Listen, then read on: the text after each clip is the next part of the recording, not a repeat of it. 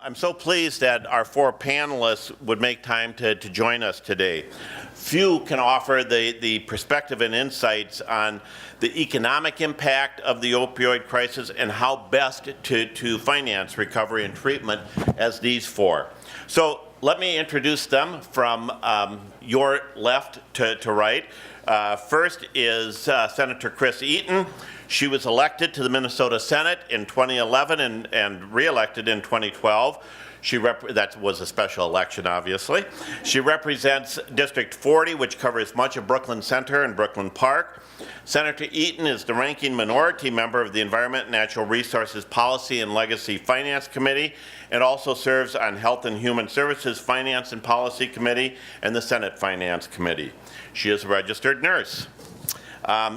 To her left is Representative Dave Baker. Representative Baker is in his second term in the Minnesota House of Representatives and represents Willmar and much of Candy-Ojai County. He serves as chair of the Select Committee on Technology and Responsive Government and also as a member of the Rules and Legislative Administration, Health and Human Services Reform, Job Growth and Energy Affordability, Transportation Finance, and Ways and Means Committees. During his time as an elected official, he, along with Senator Eaton, has authored a number of bills dealing with this issue, and so eager to hear what they have to say. Next is Lynn Blewett.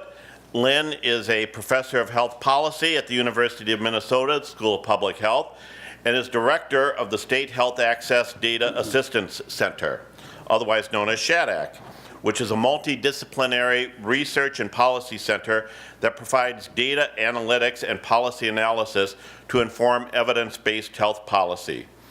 Dr. Blewett has over 25 years of health policy experience, including her work for Senator Dave Dernberger in the United States Senate, and served as Minnesota's state health economist. She works with state policy analysts and decision makers to better understand trends in health insurance coverage, Medicaid payment reform, and pressing issues facing state policymakers. She is a frequent resource for the news media and public officials, both here and nationally, helping them make sense of the very complicated world of health policy and economics. And to Dr. Blewett's left is Priscilla VanderVeer. She is the Deputy Vice President of Public Affairs at the Pharmaceutical Research and Manufacturers of America. PhRMA is a trade association representing America's research-based biopharmaceutical companies. Ms. VanderVeer leads the development and execution of communication strategies for the organization's key state and international advocacy priorities. She also serves as a lead media spokesperson and develops and manages projects and campaigns on issues such as trade, intellectual property, access to, cost, and value of medicine, prescription drug abuse, health insurance coverage, Medicaid, and the economic impact of the biopharmaceutical industry. So thank you to all of you for being with us today. And I want to start just with a question for, a different question for each of them, just to give you a sense of their expertise and their views on critical issues. And so let me start with Dr. Blewett. So as a health economist and public health expert, what is the economic argument for a public role in financing recovery and treatment? Thank you, Tom, and thank you for that nice introduction. I'm very pleased to be here, and thanks for the great turnout. So when you think about a public health crisis or a healthcare crisis, you move from the individual stories and which are tragic, and you think about the impact on the community. And the public health crisis and the opioid epidemic is really starting to bubble up, and you've heard some of the statistics this morning. A recent study has found that the cost of the epidemic from the year 2000 to now has been over $1 trillion, and it's taking up 3% of our gross domestic product. So it's not only healthcare costs, which is what I study mostly, which we see very visibly, which is the emergency department use, the overdose deaths, but also what contributes to that $1 trillion is lost productivity. So people unemployed, not working, using on the job, we are losing a whole generation of young people who could be contributing to the economy. So this is lost productivity that contributes to our economy and also to our state revenue. So when you think about sort of where does the state get its money, it's through tax revenue. And if we have people who are not working and not contributing, we have less resources to spend on the needs of individuals. So it's not only healthcare costs, it's criminal justice, law enforcement, it's the secondary costs associated with healthcare. So we see very visibly the emergency department use. What we don't often see are what was reported in the Star Tribune yesterday, which are blood infections from shared syringes. So blood infections, HIV/AIDS, hepatitis C, which is one of the most expensive treatments with prescription drugs. The criminal justice costs, the court costs, and so these all add up to this $1 trillion. But one of the key components of that is the lost productivity, and that's starting to affect employers. It's starting to affect state budgets, and it's become a real public health crisis that is a community, affects the communities, not only the families, but also the economy. Thank you. Senator Eaton, you've been an advocate for easing some of the federal restrictions on physicians treating those addicted to opioids and having the state pay for certification of doctors or provide other incentives. Talk a bit, if you will, about the barriers to evidence-based treatment programs, why they exist, and why you think it's important to reform how those addicted to opiates are treated. Well, I think it's clear that we have a problem if only 20% of the 20% who actually get treatment are getting medication-assisted treatment, which is the evidence-based treatment that should happen. And the training, the special training that the doctors need to take is, I guess I don't really understand why it's necessary, but if we're going to require it, I'm fine with the public paying for it. You know, you talk about the different costs to the government. Well, the government is us, and we're talking taxpayer dollars. And this is costing the taxpayers of Minnesota roughly $6 billion a year. And in the last 5 years, the peak years, I would say, of the opioid crisis in Minnesota. So you're talking $40 billion that we've spent on the opioid crisis. Making doctors take this training to prescribe Suboxone is, if it's necessary, I'm not a doctor, I think that it makes sense for the state to step up and help pay for that. The other restrictions were that I have been working on with, we finally got the Department of Human Services to reverse their policy on requiring pre-authorization for the prescribing of Suboxone for medical assistance, and which was, I think, ill-advised from the beginning. They were trying to save money. Well, it didn't save money. What it caused was people who couldn't get the medication right away went out and used, because they'd have to come back and get the prescription after the pre-authorization. Any nurse who's done those knows it takes a few days to get through the whole process and get the authorization. So their treatment was delayed. It didn't make any sense at all. We don't need a pre-authorization for OxyContin. You certainly don't need one for Suboxone. There also was a concern about it being abused. Well, we know OxyContin is being abused. And if Suboxone's being abused, I guess that's not my concern. Thank you. Ms. VanderVeer, you've argued on behalf of pharma that taxing medications raises the cost of prescription drugs for those who have a legitimate and important medical need. So if taxes on medication aren't the answer, what are some of the better approaches to funding access to high-quality treatment and recovery programs that pharma might support? Sure, and happy to speak to that. I think our concern with taxing any medical service that we don't currently tax medical services, and you're putting the onus on patients, whether the tax is applied to a manufacturer or distributor, as economics work, those costs get spread across the system, which means patients end up having to bear the brunt of that. But that's not to say that I would guess that we largely support almost all of the policies that folks in this room support. First and foremost, from a funding perspective, we've offered this in the last year here in Minnesota, but pharmaceutical companies, in order to have their medicines covered by Medicaid in the state and at the federal level, you have to pay a rebate if that drug is covered by the state and prescribed. In 2016, that amounted to $250 million that our industry gave to the government of Minnesota. In 2017, that number jumped to $273 million in Medicaid rebates. Right now, that money goes to the general fund for the state.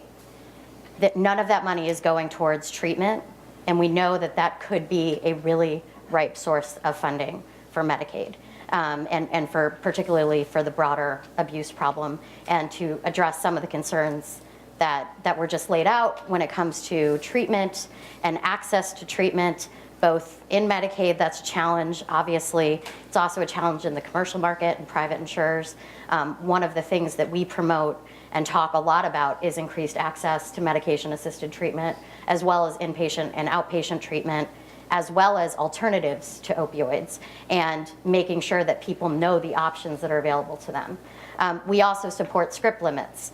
This was something we rarely, as a trade association, get involved in the amount of pills that are going to be prescribed for any given disease.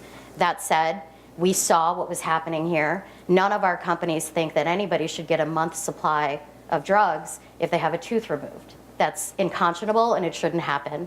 And we strongly wanted to make a statement that we believed that for acute pain, there should not be anything longer than 7 days. And we support longer-term solutions for patients who have chronic pain.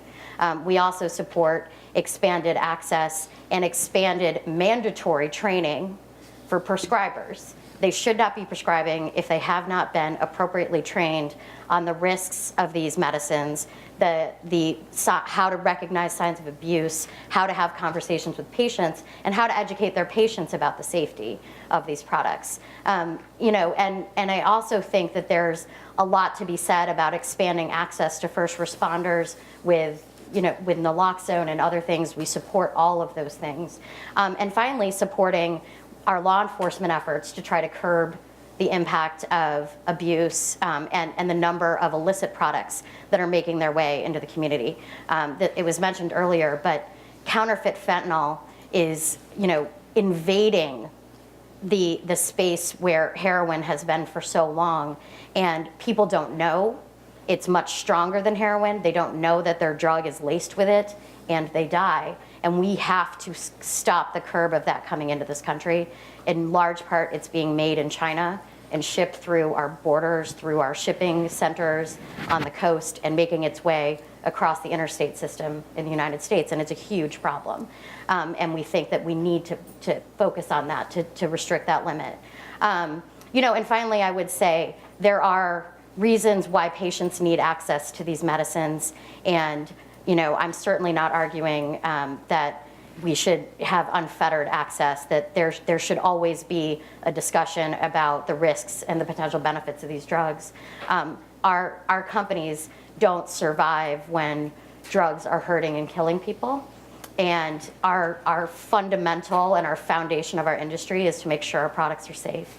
And if they're not, we need to deal with it. We need to educate people about it, and we need to make sure that people have access to the information they need to make the right decision about the treatments that they're going to get and the potential risks of those treatments.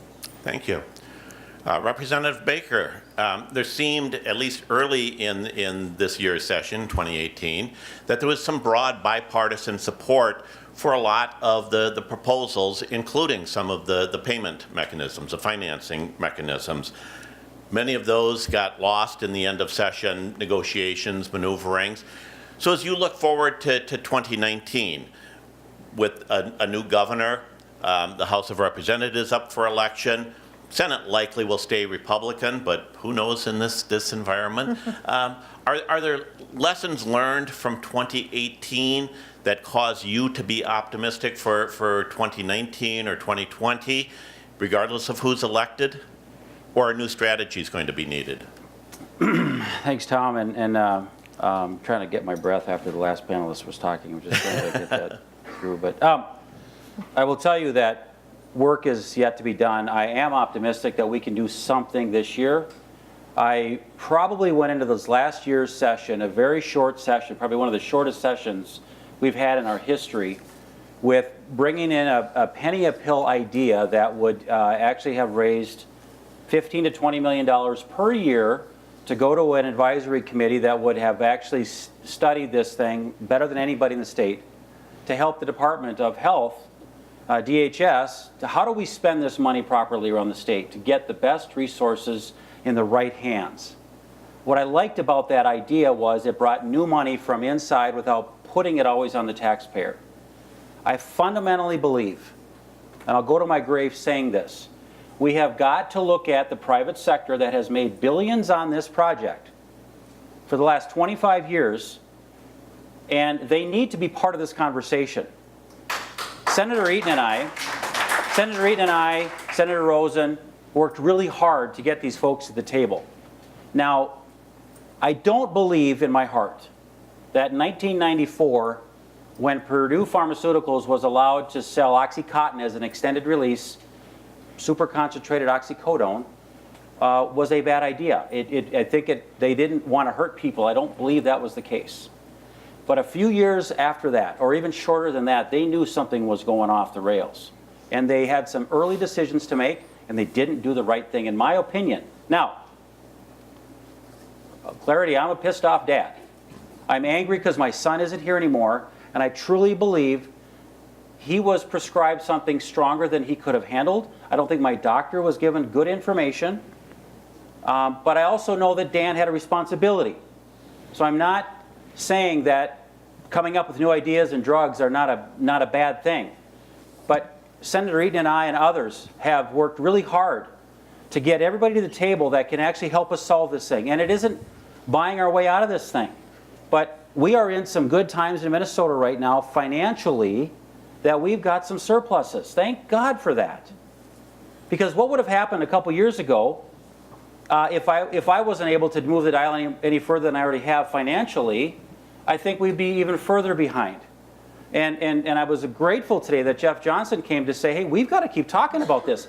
And as a conservative, as a Republican that I am, it's not easy to talk about looking at reforming how we get money to help from the private sector. So we came in with a penny a pill. We changed it kind of midstream, Senator Rosen and I. And we were looking now at more licensing reform.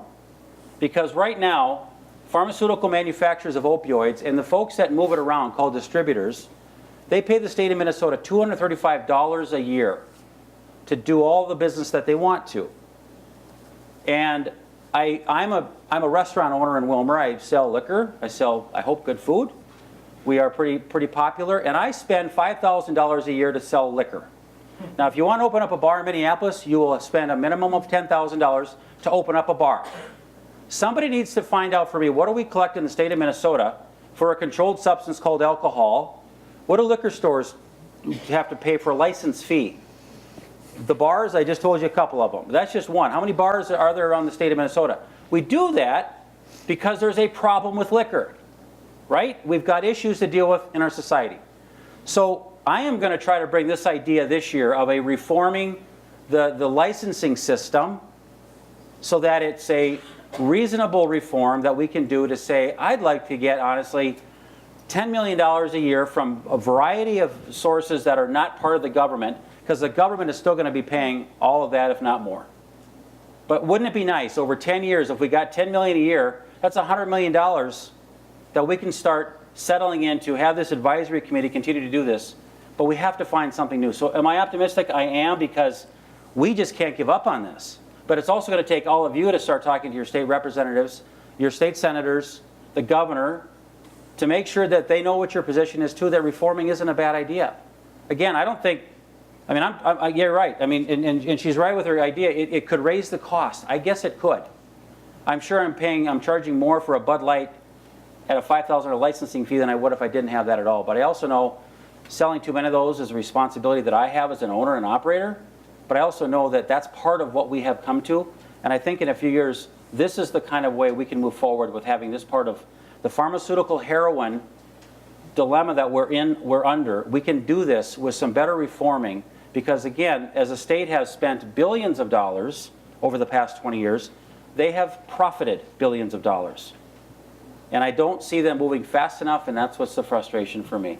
So just to be clear, Representative Baker, are you suggesting that the licensing fee proposal would replace the per pill or the per script assessment? That's my plan for this coming Okay. year, and again, I don't have a co-author yet. I mean, that's kind of how we ended Yeah. last session. So that would be, in my opinion, a better selling opportunity than, say, a penny. Because it's broader or because it's more politically acceptable? or Probably more both? politically acceptable. Okay. And hopefully we raise the dollars one way or the other. I don't care how we do it.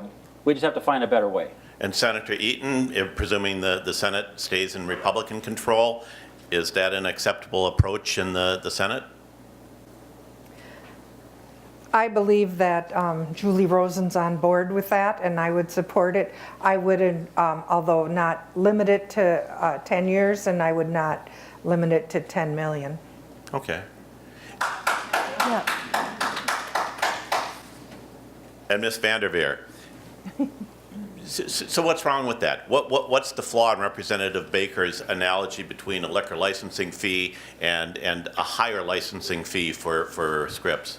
Well, I was not aware of the proposal Yeah, before sitting yeah. here, so obviously I can't That's the fun of make a the panel. claim for the industry. right. I would say we are happy to sit down and talk about that with you, and I think we're happy to talk about that. We're happy to talk about everything that we've walked through and what we support today. We're more than willing to do that, and more than willing to consider any and all proposals for this. I do want to say that the trade association that I represent, we represent branded innovator biopharmaceutical companies. Only approximately 3 or 4 of our members actually make these products and have marketed them over the years.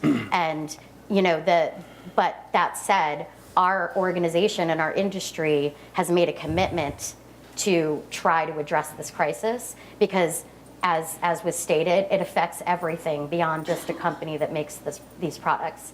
That it affects communities, it affects jobs, it affects entire financial systems that governments have. And so all of our members have made a commitment to addressing this, whether or not they've ever made a product. One other thing that I would propose is a bill just passed in California and was signed by the governor there for expanded access to medication-assisted treatment. We strongly supported that bill. And are happy to have conversations with you folks about that as well. I do want to say that, and not let this get lost, but the tremendous amount of sympathy and empathy I have for both of you in your personal experiences. I don't think there's a person in this room who hasn't had a family member, a friend, or themselves struggle with addiction, including my own, and not my own addiction, but in my family. But I also want to say that I've had about 18 surgeries in my life since I was a child. I've had 2 kidney transplants. And without these drugs, I'm not sure that I would have managed to recover from those surgeries. And it has taken a lot. Again, my family has a tremendous history of abuse, and we're incredibly careful in how I take these medicines. But, unfortunately, I can't also take non-opioid painkillers. I can't Right. take ibuprofen. It's not allowed. So, there are people who do really need access to these medicines. And I want to make sure we're not making them feel like they're doing something criminal or wrong because they need it. So let me switch to Dr. Blewett. And you've got your hand up, so you want to say something, but add into it. Yes. Because you've done a lot of work in the challenges of access to health care and the impact of cost on that. So fair point, and then your point. Well, I was just going to say that states are really trying to figure out a way to get the pharmaceutical companies to contribute to the costs of treatment and the costs of the devastation across communities. New York just passed a penny per pill bill that was signed by their governor, and they are basically taxing the bill opioids based on how strong they are. So the strength of the the stronger the opioid, the higher the tax. And they have built in that this cannot be passed on to consumers, like it has to come. The trick with the tax on a pill is that it's often passed on to consumers. So trying to figure out a way to get at the revenue, which our legislators are trying to figure out, is really the key. And I want to just make a correction. We do have a 2% tax on providers in the state that funds our healthcare access program, and that includes a tax on our wholesale drug distributors. So that's another point.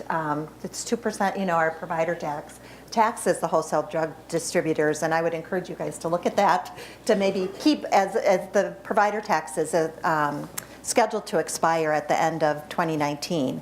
But that might be something to think about, is keeping that tax on the wholesale drug distributors. That goes to our access program, which funds our programs for low-income populations.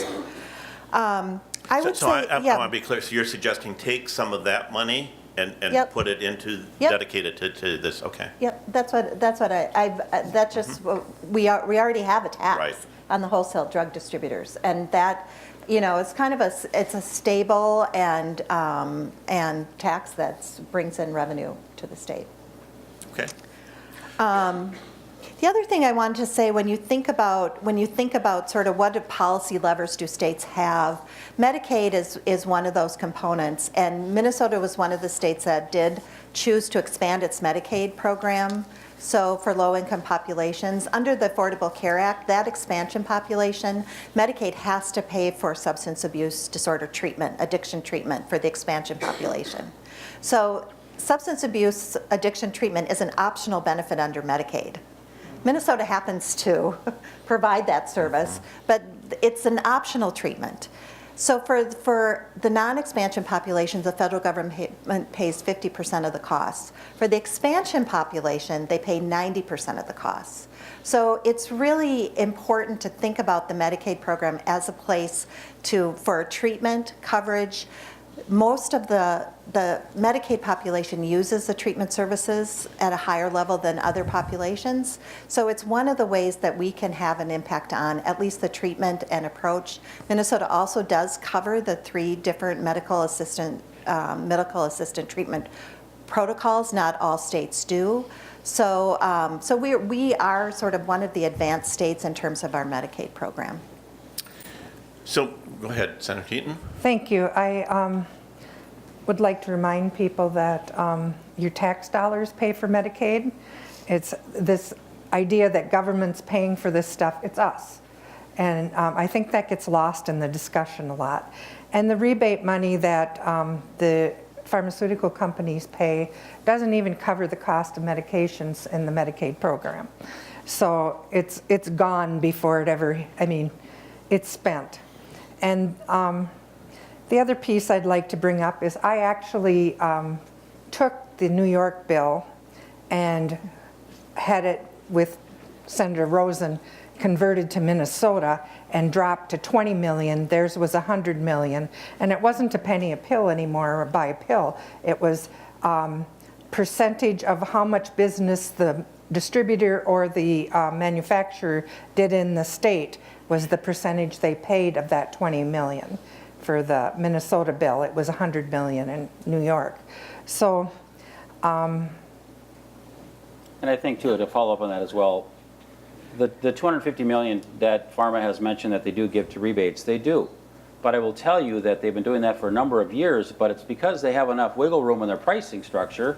They can still be extremely profitable and do that if they want to sell so many medications. Again, I'll use the example in my bar.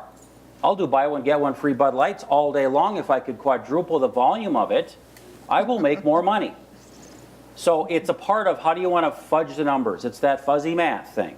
And so we're grateful to have that, but that's been going on a long time. This thing kind of emerged here in the last 10 years, 12 years, in a way that we never saw coming. And we should have seen this thing coming a long time ago, but I will tell you, $235 is nothing. An ambulance in North Memorial, one ambulance is $500. Imagine all the ambulances around the state of Minnesota. So anyway, this is a issue that we've got to dive into with the legislature. We have to keep talking about this. There has to be better ways, but we have asked pharma to come to these tables. We've heard these numbers before. We have to do better. They have to step in, and the reason they're trying to do some things now around the edges is because they're getting that pressure around the country. We can't let up. Again, but we don't want to fight them. I want them to join us and help us. We need them there. It's, you know, they bring, and I don't want to take access away at all. Nobody has ever said that. There is a place for this in medicine. It's been with us for 100 years. We got out of the box managing it properly because they changed the way they prescribed it.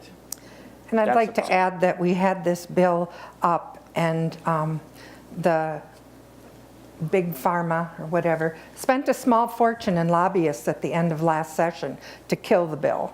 So they were well aware of it. This is not new, what Representative Baker and I are talking about. This was the bill we had at the end of session, and all of a sudden we were overwhelmed with the number of lobbyists trying to stop it. There are a lot of players, though, in this issue, and one that we haven't talked about, so let me throw this out for whoever wants to take it, are the health plans. I mean, Minnesota has a high rate of coverage. Most of those with private insurance coverage are covered through nonprofit insurers in Minnesota. What is their role in solving this issue, and are they meeting their obligations? Well, I mean, I would tell you that... Everybody's looking at Dr. Blewett. I'm sorry, yeah, go ahead. No, you Representative start. Baker, go You ahead. start. I'm sorry. You Sorry. start. I will tell you that my conversations with Medica, the Blues, and so on, they certainly see this as a huge financial issue, but at the beginning, the cheapest issue or the cheapest solution was to give them opioids and make it easy to give pain pills for pain. I think that they've certainly come around a lot. They have certainly made it more aware, but I don't see the health plans as being this leader and driving change. They are working with change. I see the providers, the healthcare clinics, the hospitals are driving change. They know they could have done a better job. Doctors were paralyzed for about 10 years. They didn't know what to do because they were seeing their patients were not getting better. But now they've really kind of stepped in and doing a better job. They're getting it. We still have some bad actors out there, and we have to get to those as well. But I think that the plans are willing to work with whatever kind of moves forward, is what I've seen. I think the system was really one of the problems. Well, I went through nursing school in the 90s, and it was the fifth vital sign was pain, and you were to medicate to the point of no pain. And it was pushed. You were considered not doing your job if you didn't give as many opioids as people needed to not be in pain. And the doctors, I understand, had the same training at that time. And it took a while for people to understand that we were causing this crisis. But also at the same time, the doctors were getting reviews from patients as to satisfaction of care. They were doing their surveys at the end. And of course, if their pain wasn't treated to their satisfaction, they were giving them a bad rating. So the doctors are being held accountable for not prescribing enough opioids. And so it was a perfect storm. And but I will say, as of today, the prescribing has gone down, but it's still higher than the 90s. And 4 out of 5 people who die from an overdose started on prescription opioids. They don't start out on fentanyl or heroin. The majority, 4 out of 5, start out on prescription pills. They are not necessarily prescribed to them, but that's what they start out using. So fentanyl is causing more deaths because of the heroin and stuff being laced with it, but I think it's kind of a red herring to say that's the problem now. The problem is still prescription opioids. So let me ask one more around the health plans. I mean, what they do have is enormous amounts of data. They can track trends. They can track efficacy. They can identify where there might be some challenges. So again, back to the question, is there a bigger role that they should play, Dr. Blewett? I think they could. I agree. I think they can play a bigger role. The average cost, if you have an opioid addiction, it adds $17,000 to $20,000 per year to your healthcare costs, because you have other issues besides treatment. Your immunization system is depressed. Like you are exposed to a lot of different diseases and health issues. And so when those costs start to affect the bottom line, and what happens is more of the employers who are going to say, as their costs continue to increase, where are those cost trends coming from? What can we do about it? And pushing the plans to be more engaged. I feel like right now it's not their problem. Mm-hmm. And Their attitude is their that it's not. attitude. I mean, it's not that they're not concerned. Right. They're overall concerned with healthcare spending and trends, and the private sector is certainly covering treatment costs, but a lot of people lose their jobs. They lose health insurance coverage. They're not part of the employer-sponsored insurance where most of us get our coverage. And so if they're not on your books, you don't tend to worry about them. And that's why it falls to the government in terms of the role that the government can play for this public health crisis. It's not going to be solved by the private sector and the manufacturers or the health plans. So one of the things states are doing are prescription drug monitoring programs. That's like one example of a state initiative where if you're a physician and you prescribe opioids, you have to upload it to a database. And if you are going to prescribe opioids, you have to go look at the database. Is this a user who's doctor shopping, and then to tie that information to treatment and access, not to tie it to the criminal justice system, but how can we help this person get the treatment that they need? So many jurisdictions are moving forward with litigation. Minnesota's experience with tobacco litigation, pretty successful, in part because not all of the money went to state government, where eventually it was drained away from prevention and treatment. But a lot of it went to a nonprofit, a life-limited nonprofit, Clearway, Minnesota, which when you look at the programs over its 25 years, really fulfill a lot of what Mr. Goman said, that circle from prevention to treatment and intervention. Is litigation something that should be higher on Minnesota's radar? Is that an option? I believe that our Attorney General has had Minnesota join the overall court case against the pharmaceutical companies, and that we are part of that litigation. Unfortunately, as with the tobacco settlement, that took over a decade. I don't really know how long, but I don't expect that to be resolved anytime quickly. I think that's part of the problem. Okay.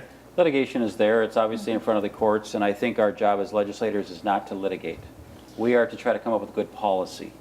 We want to make sure that we don't have to wait for some amazing windfall that probably will be coming. But like Chris said, it's going to be 10 years probably before we see anything. And every year that goes by, people die because we didn't have enough educational dollars, or we didn't have enough naloxone. So it's a lot of things moving. I'm glad we're a part of that conversation, but we thought legislating something fairly small would have kept this price down on pricing of pills, if you will, or something small that we can manage. Look at the price of a cigarette carton right now. I'm glad I don't smoke. But do you think that that's because of the settlements? Of course it is. I mean, that's what it is. So we don't want to see that happen to pharmaceuticals, but if we wait and wait and wait and wait and wait, it is going to come like a big boulder on top of an ant, and that's how it's going to be. And I don't think it needs to be that way. So, last question for all of you. If we're here a year from now, what are the one or two things that you're both hopeful that you'll be able to say and optimistic that you'll be able to say about effective actions that have been accomplished, whether it's in the legislature, in the private sector, with health plans, with the federal government? What are you going to feel good about a year from now? And we'll just go right down the line. Senator Eaton? Well, I'm hoping that we manage to pass some legislation that provides some consistent funding that's reliable, to develop a treatment system that is ongoing, that so I don't have parents calling me and saying, my child's addicted to opioids and I can't find any resources. It's criminal that that's going on, and people are having to wait quite a while for a bed. And I think that we need to fix that. The simple fact that somebody goes into the ER and overdose, and basically they're given naloxone and monitored till they feel they're stable and sent on their way. Thanks to the Steve Rumler Hope Network, a lot of them have kits to give them of naloxone, so you can go out and overdose again. If you came in with a high blood sugar, they'd immediately start, in a crisis with your blood sugar, they'd immediately start training and education on diabetes, and you'd be given an insulin or whatever. But that doesn't happen with opioids. If I came in and said I was going to commit suicide, they'd immediately put me in on some kind of hold, and I'd be monitored and watched. But if I have just killed myself with an opioid, I'm set free into the, go on your way. I mean, our attitude toward this is just unconscionable, and we need to step up and set up a system where it's no different than any other disease. This is a disease. This is not a criminal justice issue. This needs to be part of our medical system. Representative Baker. A year from now, Tom, I'd like to see deaths in a dramatically lower number that makes it feel like we're making a difference. I think we just have to somehow now embrace what this opioid crisis has done, and I hope it opens up a whole new awareness of what addiction really is. Whether it is meth or alcohol or whatever, at least we can learn a lot about addiction with this opioid thing that should have happened, never like it did in this manner to a group of people that should have never seen this, in my opinion. Again, we just have a lot more explaining to do with kids about pills and parties with pills and what that means in a medicine cabinet. As elementary as that seems to me now, it's all important to let people know that's pharmaceutical heroin. And until we start talking about it that way, people are not going to get this, because they don't even know how to spell the word opioid. Let alone even know what that is. It's a new word to us. So a year from now, I hope we are sitting here with some really good stats with our dashboard, and we've all come together and we've got the pharmaceutical companies at the table, and we all feel like they've made a really good step. That's where I hope we are a year from now. Thank you. Dr. Blewett? Yeah, I have a couple things I'm thinking about. One is a lot of the supply side interventions have been about restricting the amount of drugs that you can prescribe. This monitoring, the prescription drug monitoring system. The FDA has, or the DEA has required less production of opioids to get fewer opioids, prescribed opioids out of the market. Okay, so we've seen that kind of slowly have an impact, but where we're seeing the increases is in fentanyl and heroin. So you saw it was 20 times greater than it was in 2000, the opioid deaths from fentanyl. So that feels like, what does the state do about fentanyl? I mean, it feels like we've got to get those drugs off the street, first of all. And why is heroin so cheap? I don't understand that. So that's like beyond my expertise. But somehow we got to get those drugs off the street. The other piece is, following the tobacco settlements, and I do believe that there's 3 states that have had settlements with pharmacy manufacturers for inappropriate prescribing, but also marketing. And so I feel like we can't give up on that and to keep going. And what happened with the tobacco settlement, and in a public health kind of context, the whole notion of smoking changed over a period of, a decade. People don't hardly smoke anymore. I mean, we're starting to see younger people now with the vaping.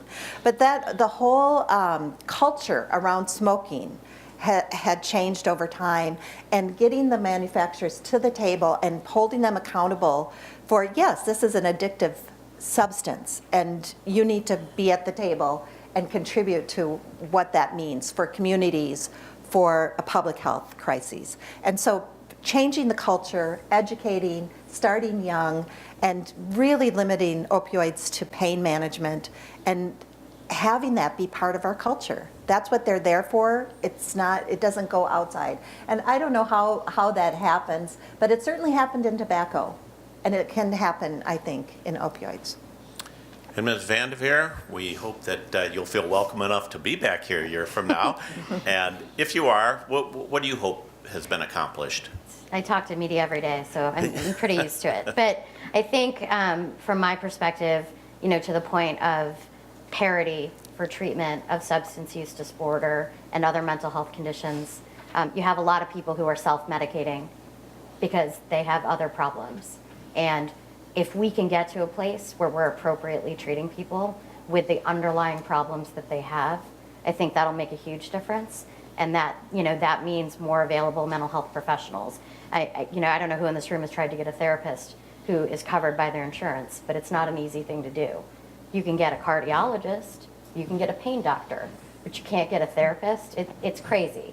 And so we talk about mental health parity. It passed, at the federal level, but it certainly is very far from actually being executed. So that's a huge priority. And I think ensuring access to people who need treatment and need that help. The other thing I would say is, I hope we come back. I hope we found a way to work together. I will also say that, one of the things we're trying to do here in Minnesota is make sure that people are getting access to these disposal kits. When you have these products in your house, so many times what happens is a family member or a friend takes them, they're given to people, oh, you have a headache, I have these leftover. That should never happen. And if you've got these leftover products in your house, don't keep them around just in case. Get them out of your house as quickly as you possibly can. We've provided more than 50,000 of these packets already here in Minnesota. We want to make sure that people have more access. There's also DEA take-back days, there's kiosks, there are a whole number of ways you can throw them in your trash if you do it in the right way. And I'm happy to talk about any of that offline. But making sure that people don't just have these products laying around in their house is critically important.